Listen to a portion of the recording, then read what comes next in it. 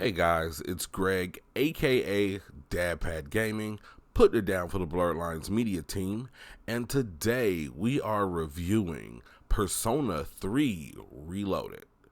Don't forget to like and subscribe.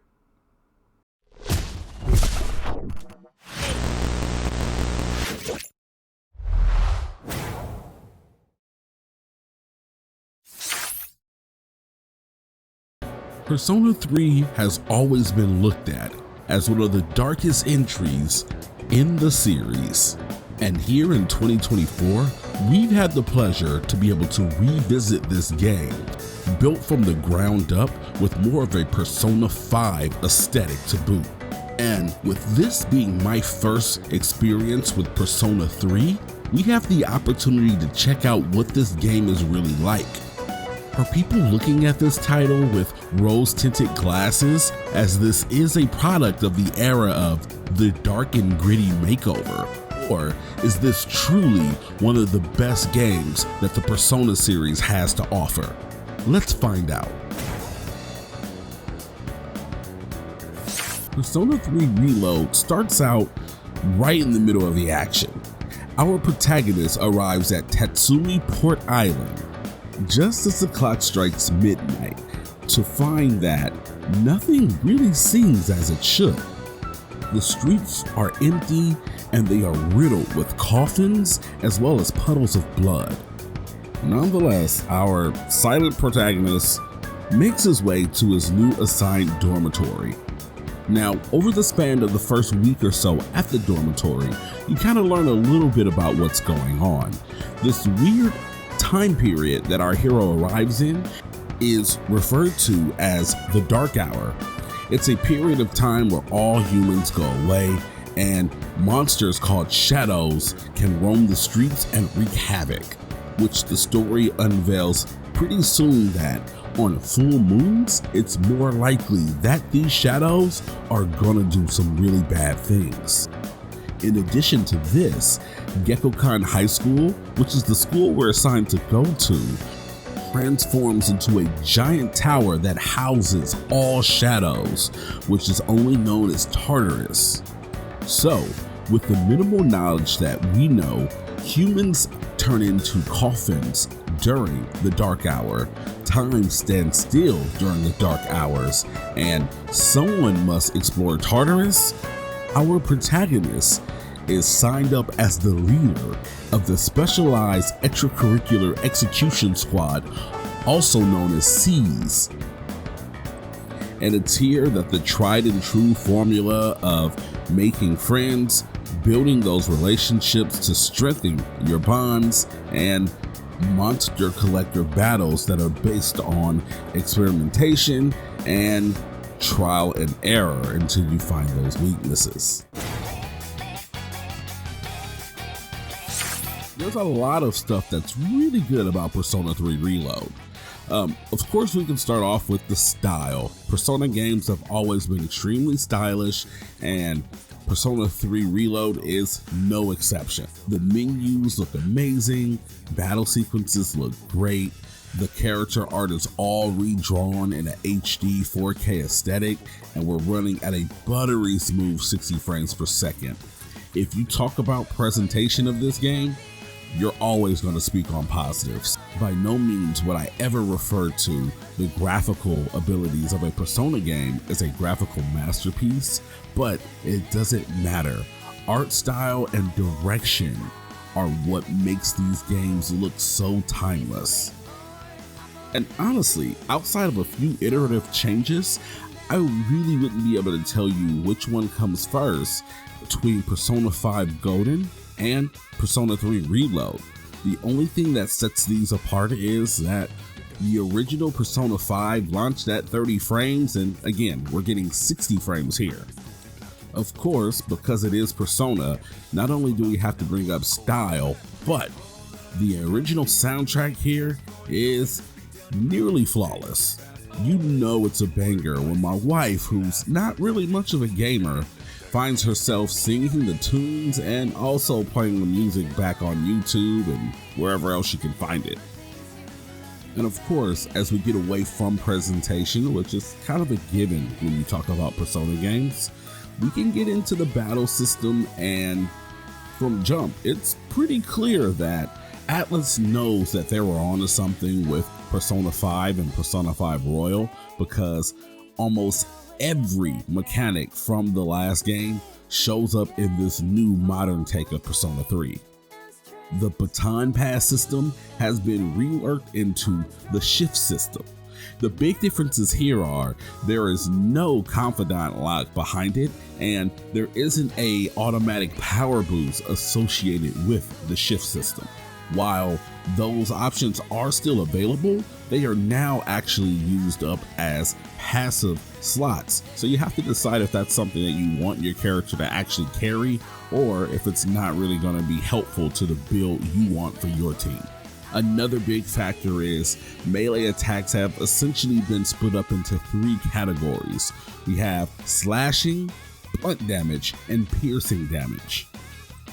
Blunt damage is going to be associated with things like hammers, or my boy Akihiko, who's a straight savage. He's like, nah, I'm going out here and I'm fighting with my fist. The slash damage is more or less almost like your normal damage in this game. A lot of the characters are running around with swords and such, and that's where the slash damage comes in.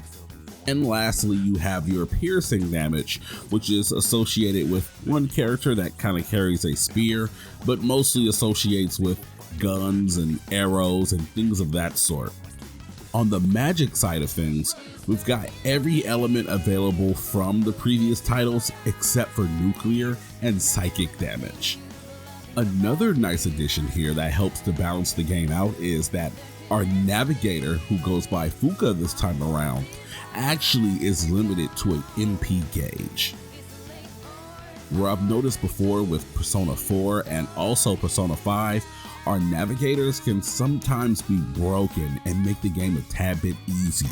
So the fact that all of those abilities that your navigator can get are all locked behind MP gauge makes things a bit more balanced and gives you a little more challenge when it comes to navigating through some of the more difficult battles.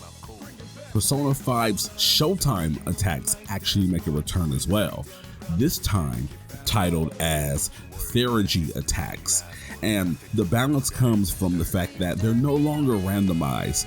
They kind of work like limit breaks in Final Fantasy do. That gauge builds up, and every character builds theirs up different. For instance, Yukari will build up her Theurgy meter from healing the team. So you kind of want to play with these characters within their own roles. And in doing so, those Theurgy attacks can be outright devastating. The right strategy had me actually able to one-shot mini bosses. And of course, because it's Persona, so you'll probably be building up confidence a bit more than you'll actually be in battles. We've got to talk about that as well. And in my opinion, I feel that Persona 3 might have the most interesting confidants in the Persona series. Now, to be fair, I've only played 3, 4, and 5 at this point, but this is, of course, my opinion. Characters here just feel so authentic, and not always in a good way. Where in Persona 5, I felt it was the embodiment of gang energy, and I love my team. And Persona 4 was probably my favorite team in terms of the cohesiveness that they had was so fun and interesting that I really enjoyed hanging with my confidants. Here in Persona 3, it felt more real to me because I found myself getting frustrated with some of my team members.